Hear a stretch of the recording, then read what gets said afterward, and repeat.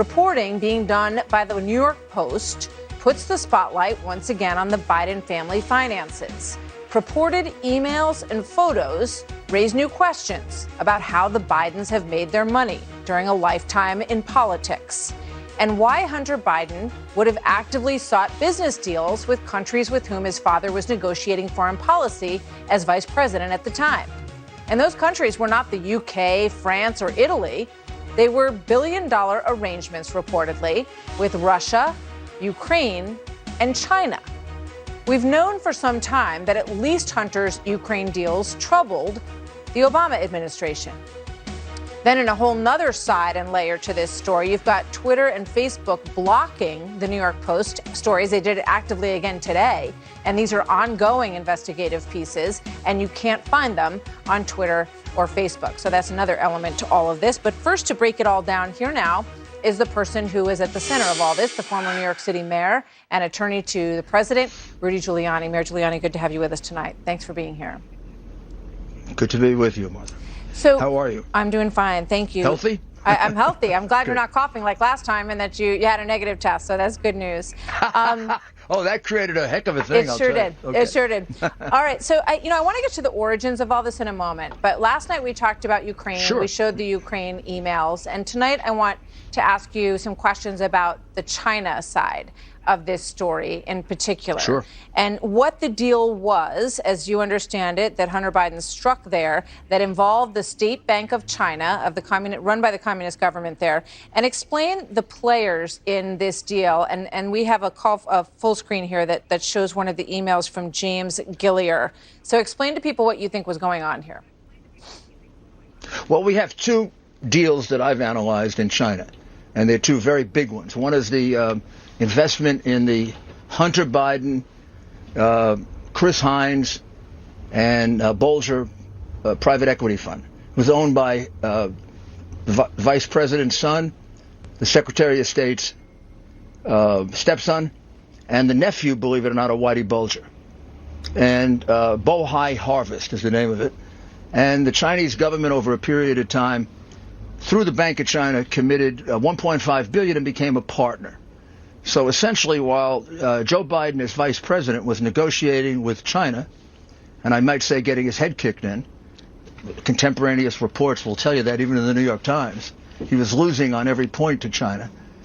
His son, the Secretary of State stepson, and the nephew to one of the biggest organized criminals in America, got a $1.5 billion commitment to their totally useless private equity fund. It's at a time in which the emails and the pictures and that will demonstrate that Hunter Biden was seriously suffering from drug addiction. There's no doubt that China had all the pictures that I now have of him as a drug addict. He was continuously a drug addict from 2014 until as recently as 2020. He got kicked out of the Navy after only 2 months. His father pulled all kinds of strings to get him in at 40. You usually get in for some kind of specialty. They put him in public relations, hardly a specialty. And within 2 months, he couldn't stop taking crack cocaine. He failed. And his rebound was his father getting him the deal with Mykola Zlochevsky, who was one of the most crooked men in Ukraine. All right, so this China deal happened when his father took him over on Air Force Two. The father was going to try to negotiate with China to get them out of the islands they were disputing with Japan. He failed to do that. In fact, they expanded their military presence there. But Joe came back with nice, good words about China. You know, he's the one who said China's not a threat. China's not a competitor, he's the only man in the world who would say that. And, was that influenced by the fact that the son, who's a serious drug addict, got $1.5 billion in commitments from China? I mean, that's an extraordinary amount of money. I want to put up a piece of the email that you're talking about. and just show everybody this email this one was part of the New York Post investigation that is all coming off of this laptop. And it says, at the moment, we have a provisional agreement that the equity will be distributed. And it says 20 will go to H, and it goes through different initials, I suppose. There's one that says H. I would assume that you believe that means Hunter. At the bottom, it says 10 will be held by H for the big guy. Tell me what this means.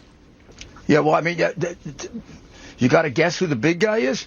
If you need any guessing about who the big guy is, all you have to do is take a look at the arrangement made for the office of this business where the Chinese Communist government was a partner. When the office is opened, Hunter Biden sends a memo, and the first two people he puts down to have keys to the office are Joe Biden and Jill Biden. So Joe Biden, Jill Biden, and James Biden were all going to have offices with the government of China. I mean, essentially. This business, the business we're talking about now is a different one. Yeah. Do you have evidence that the big guy means Joe Biden?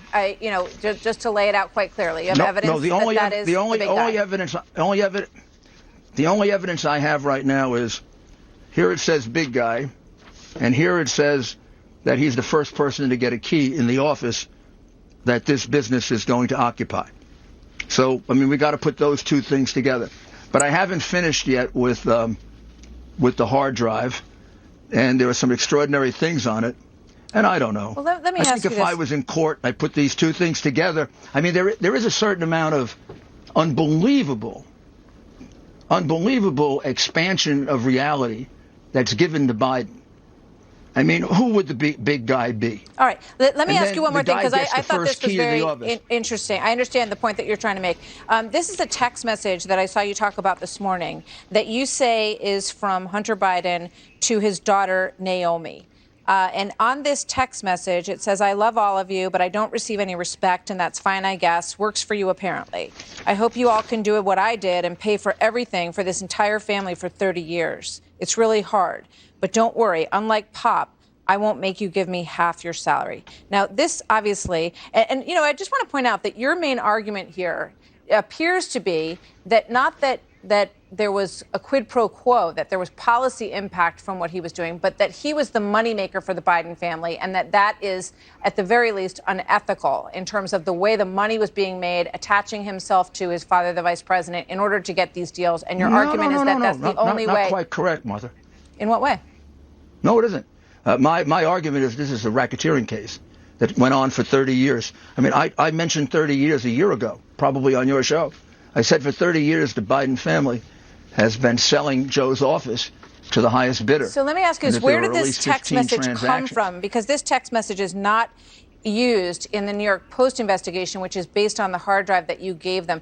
And also, people who claim that that have concerns about the origin of this hard drive and whether or not it's some form of Russian disinformation, which I want you to reply to, claim that there's no metadata attached to it. There's no metadata. There's no address on this text message. So prove to everybody right now that this text message is legit. Can you?